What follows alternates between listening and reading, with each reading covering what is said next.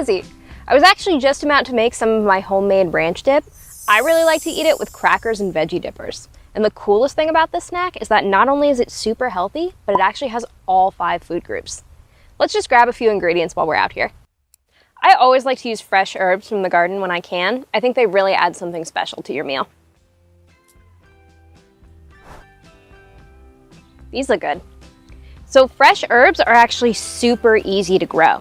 You don't even need a fancy garden. You can grow them right in a pot on your windowsill. But if you don't have fresh herbs, you can absolutely use dried. Just be sure to use a little bit less because those have a stronger flavor. Well, I think that's everything we need from out here.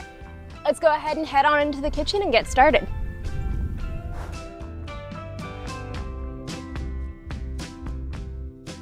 All right, now that I've washed my hands and my produce, we're ready to get started. So this is a really simple recipe that only needs a few ingredients. So to start, we are going to measure our yogurt, into our bowl. So yogurt is actually a really good source of calcium, which is good for our bones. You know it's not fun? Breaking a bone. That'll really shatter your fun. So next up is our herbs. Now when you're working with herbs, you always want to try to cut them as small as you can while still keeping your fingers safe.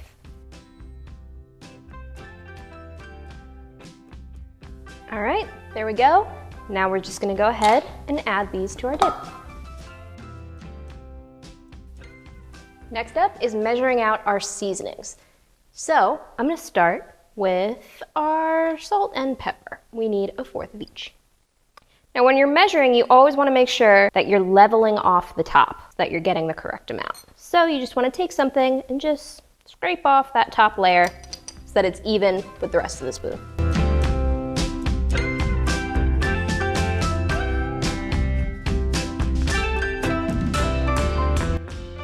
Perfect. And now we're just going to stir it all together.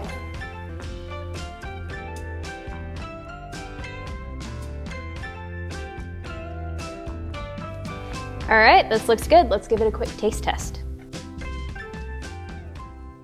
It's really good, but I think I'm going to add a little bit more garlic. I love garlic.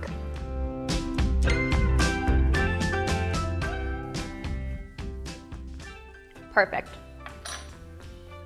So now I'm going to stick this in the fridge to keep it cool and let the flavors start to build while we chop our veggies. All right, let's start with our pepper. When I'm cutting peppers, I always like to first thing cut off the bottom so that I have a nice flat base to work with and the pepper can stand upright. And then we're just going to cut along the sides. Did you know that peppers are actually a really good source of vitamin C, even higher than oranges? So next time you feel a cold coming on, go for a pepper instead of the orange juice. Now we're just going to cut this into strips.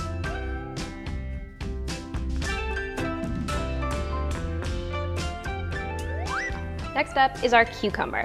So you may notice that cucumbers have a tendency to roll, so we're going to break this down into more manageable pieces. First off, I'm going to cut it in half this way, and then from there, I'm going to cut it in half this way. So that in the end, I'm getting little half-moon pieces. Did you know that a cucumber is actually a fruit?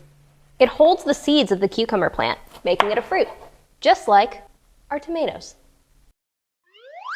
Celery is our last veggie. What does celery remind you of? It kind of makes me think of bones, which is interesting because it actually has a lot of nutrients that support your bone health.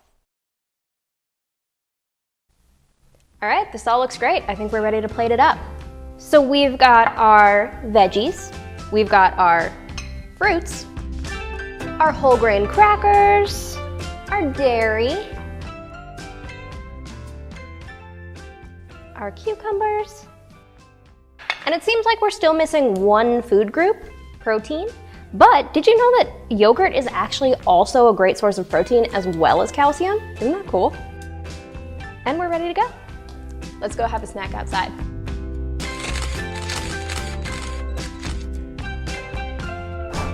This is the perfect afternoon snack. It's crunchy and savory and so satisfying. You'll never want anything else.